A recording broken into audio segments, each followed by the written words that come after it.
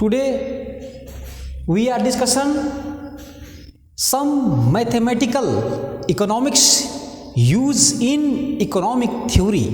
Understand?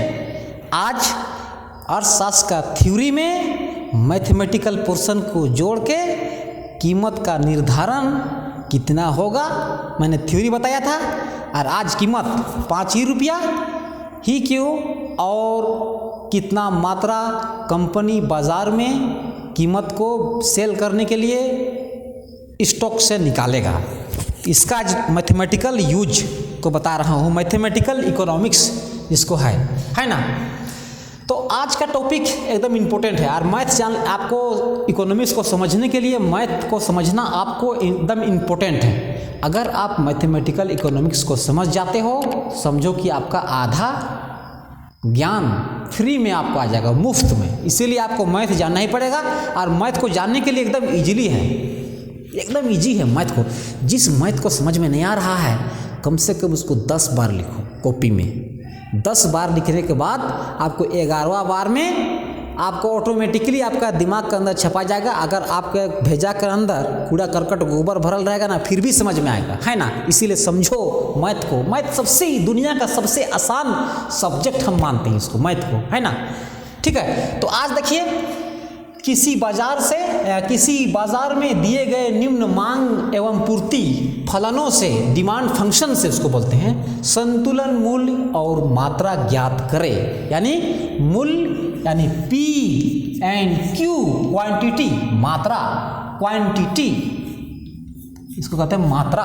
P is equal to price यही है ना। अब किस फॉर्म में लाएंगे डिमांड फंक्शन को, सप्लाई फंक्शन को। Demand function is equal to 20p minus 2p and supply function is equal to 40p minus 6p। आप इसको किस फॉर्म में लाएंगे? सबसे पहले आपको थ्योरी पे जाना होगा, है ना। थ्योरी क्या कहता है, बाजार का थ्योरी, है ना। P is equal to D is equal to S। अब इस फॉर्म में लाना है तो पहला क्वेश्चन क्या कहता है, मूल्य ज्ञात करें। दूसरा मात्रा। अब मूल्य के लिए फॉर्मूला देखिए, demand is equal to supply. मूल्य का फॉर्मूला प्राइस निकालने के लिए price is equal to demand is equal to supply, है ना। फिर डिमांड निकालने के लिए P is equal to S करना होगा आपको, है ना। यही है, तो एकदम इजी है, इसको लाइए, है ना, उसी फॉर्म में जहां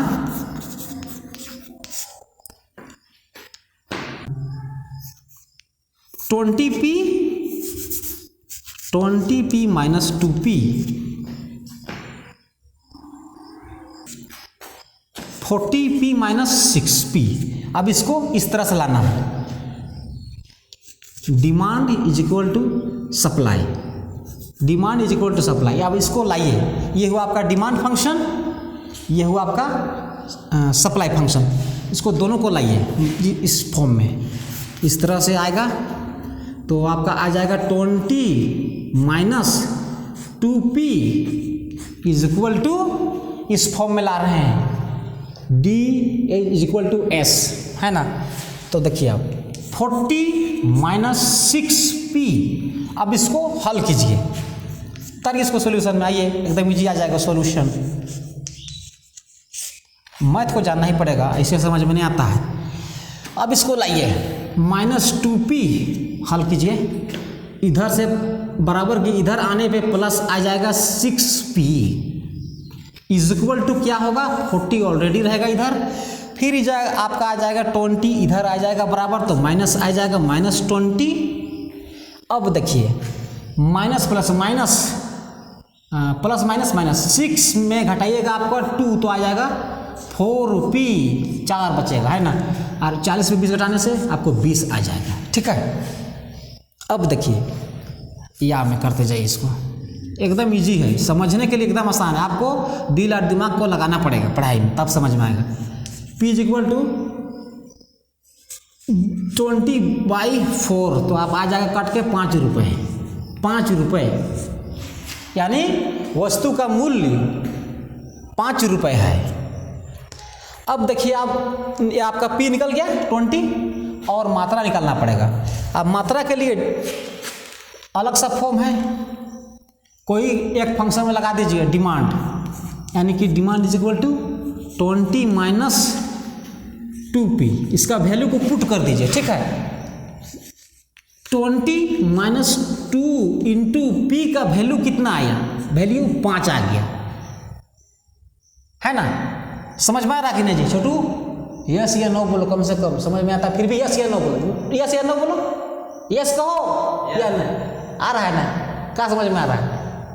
नहीं आता है? वीडियो देखना बहुत बढ़िया है ना।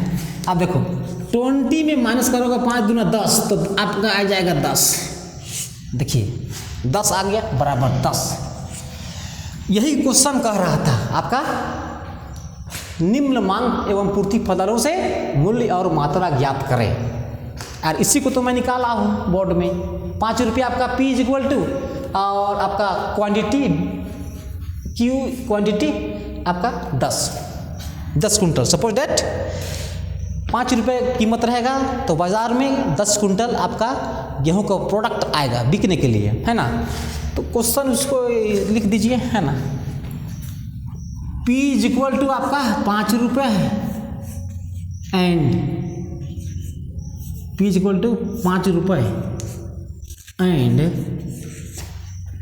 क्वांटिटी मात्रा आपका 10 कुंटल भी कर सकते हैं। अगर गेहूं का दाम रहेगा तो 10 कुंटल, QUNTUL कुंटल, यही है। अब देखिए, अगर किसी भी टाइप से क्वेश्चन अगर आपका आता है, डिमांड फंक्शन और सप्लाई फंक्शन ही दिया रहेगा, ये बाजार का शर्त है।